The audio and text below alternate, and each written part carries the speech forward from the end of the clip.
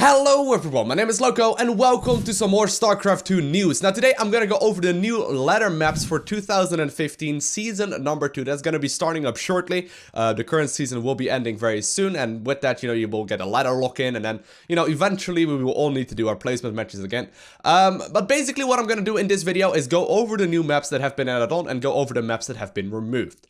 Now, I want to let you know that I have never done this before. I've never actually made a video like this before where I'm going over the maps. And also, I wanted to let you know that this is going to be purely speculation because I have not actually played any of those maps yet. So we're going to have to figure it out together. But I'm going to give you my thoughts and my initial impressions on them. Let me know right below the like button in the comment section of the video whether or not you would like me to create more of these type of videos, because I would love to, but I don't really know if there's an interest in it. So we're going to figure it out together. So with Season 2 right around the corner, we wanted to let you know that Overgrowth, Catallena, Deadwing, and Secret Spring will be removed. So Overgrowth Elite, that map is absolutely my favorite map currently. Together with Deadwing, I think those two maps are absolutely superb. Catallena Alley is probably my third favorite map, so that means basically all the maps right here that I really loved about the current map pool are gonna be removed. Now, to be fair, those have been around for a little while, and it's good to have something fresh and a new map in there, it's not like Daybreak that was literally around for like a year and a half or something silly like that.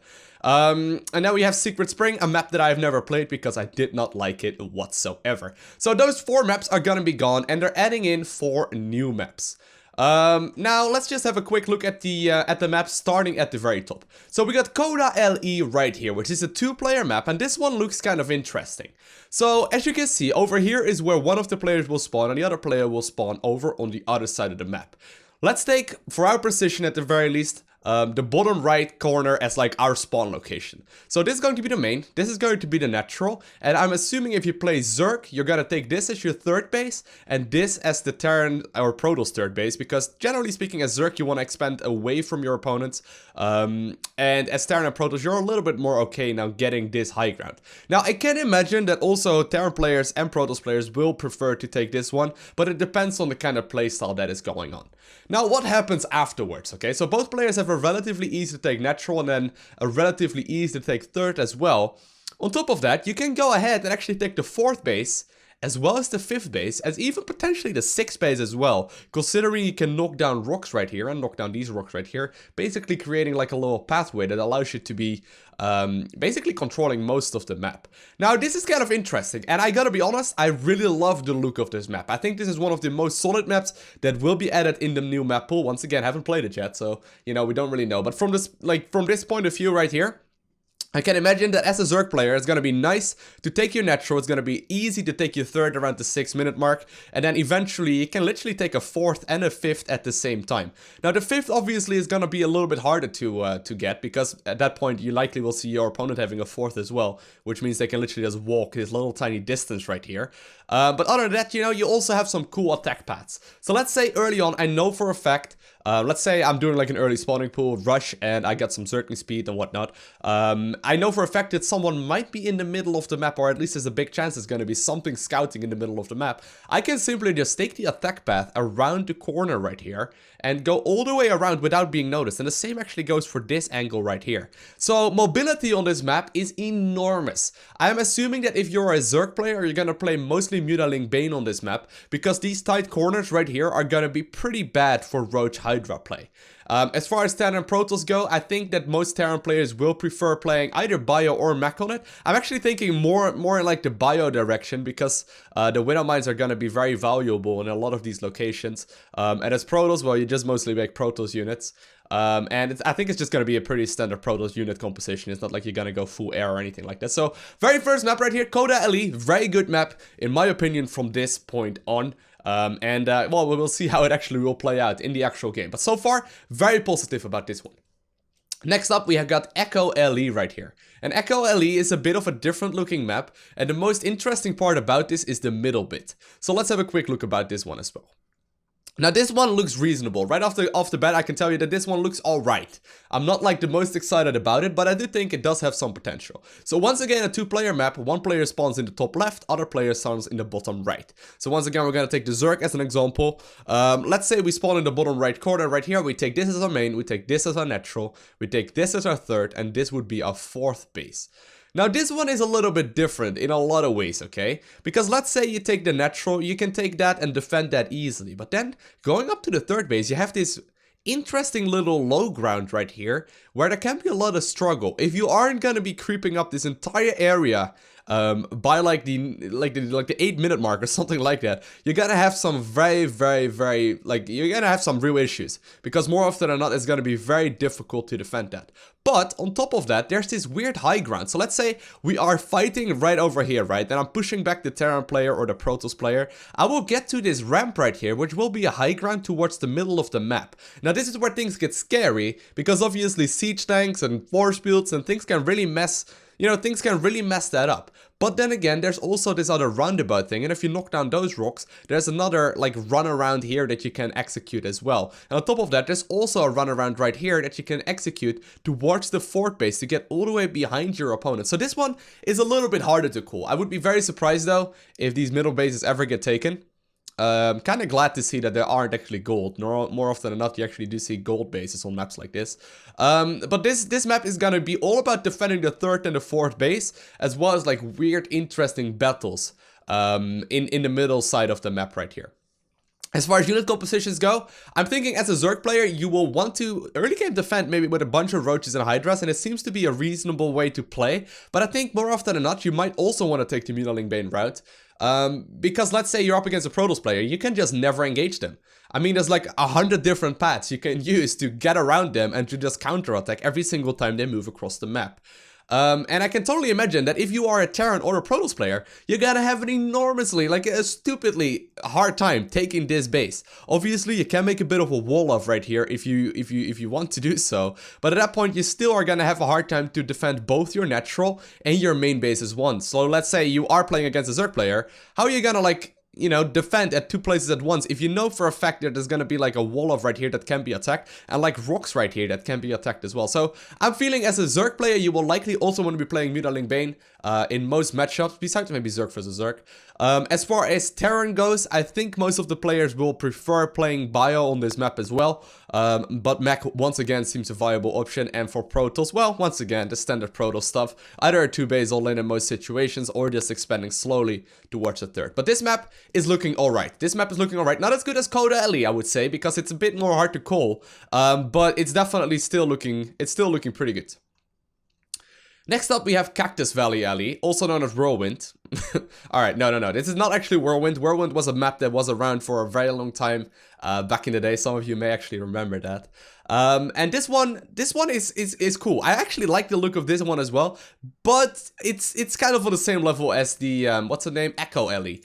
I would not like count it as high as KODALE, which seems like a great map. This one is a little bit more interesting, okay? So this is a 4-player map. You can spawn on every single position, and your opponent can spawn on every single position as well. Maybe later on into the game, they will make this like a fort or like a diagonal only.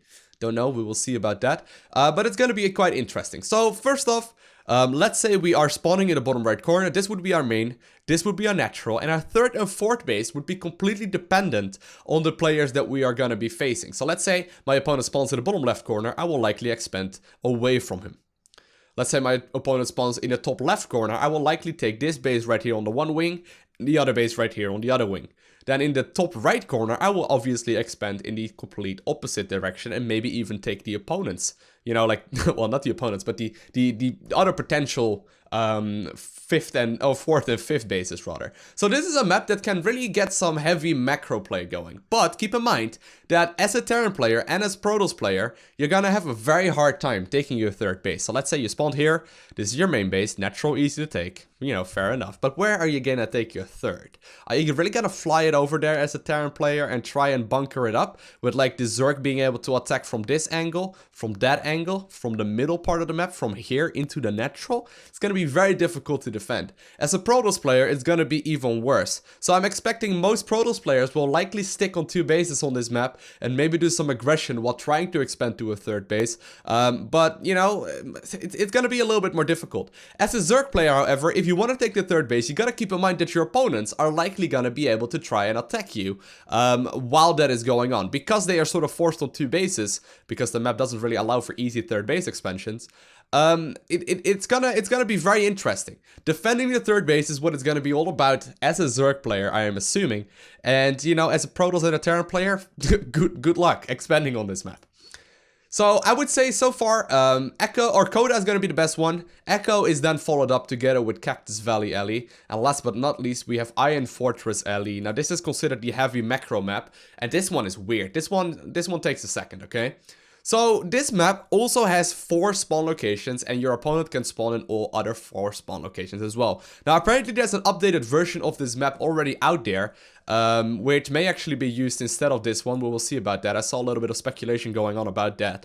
But let's have a quick look about it. So once again, if I spawn in the bottom right corner, my main base will be over here, my natural will be over here. And depending on where my opponent spawned, I will either take these bases right here on the side with this interesting little runaround path into like the other bases. Or I can obviously take both of these high grounds and go from there. Now this is very interesting because I find this map one of the absolute hardest to call. It's going to be all about like being able to actually sit on your bases and controlling the middle side of the map as the Zerg player. You're going to have to be very present on the map because without it, you're just going to be in a lot of trouble. Once again, I think this will be favoring the player that is more mobile, and with that you would be beneficial with either playing Bio and with Mutaling Bane and, well, Protoss units. Because, you know, like, it's gonna be very difficult to win head-on engagements. These chokes right here, like there's a lot of chokes on this map, don't really allow for very many Roach Hydra play and whatnot, and also not really for very much mech play. Now obviously, if you are playing mech, you do have the option to just, you know, siege up pretty heavily and just sort of take control of the entire side of your map. But that's just gonna take a very long time. So I'm assuming that people are gonna like prefer playing the more mobile styles on this map as well. Now this is a map that has been around for a little while in the GSL. People are playing some solid games on this one. And it doesn't seem to be particularly favored in one direction. But keep in mind, once again, as the Terran and the Protoss player, you're gonna have a relatively hard time taking the 3rd and 4th bases. So what is going to be the final map pool? It's going to be Expedition Lost. I'm not the biggest fan of that one. Vani Research Station is alright. Inferno Pools. This is going to be the one that we're going to be talking about. Coda, Echo, Cactus Valley, and Iron Fortress are going to be the new maps as well. So all these 4 new ones right here at the bottom are going to be added into it. Now, Inferno Pools. This is a map that I am not the biggest fan of. And that pretty much no one I know is a fan of. I don't think anyone I know really likes this map. And I've had it downvoted for pretty much the beginning of the season. So Inferno Pools, you know, it is going to be sticking around. It is what it is. We can't really be too negative about it. We do have a bunch of downvotes for the maps you do not like. So I'm thinking about likely downvoting Expedition Lost and Inferno Pools and just testing out all of the other maps as time goes. But I'm very happy, especially with KODALE, and then the other maps, you know, they are going to be a lot harder to call, but I'm thinking they will be pretty reasonable as well. So all in all, I'm actually liking where this is headed. We had some terrible maps in the past, and you know, those maps are not terrible by any means. Like the maps that they have announced right here are actually pretty solid all around. I don't really see there's going to be very many issues with them. So hopefully that will turn out to be true. If you enjoyed this video, let me know in the comment section below. And other than that, I want to thank you guys all for watching. Have an amazing day. Do not forget to smile. And I'll see you in the next one.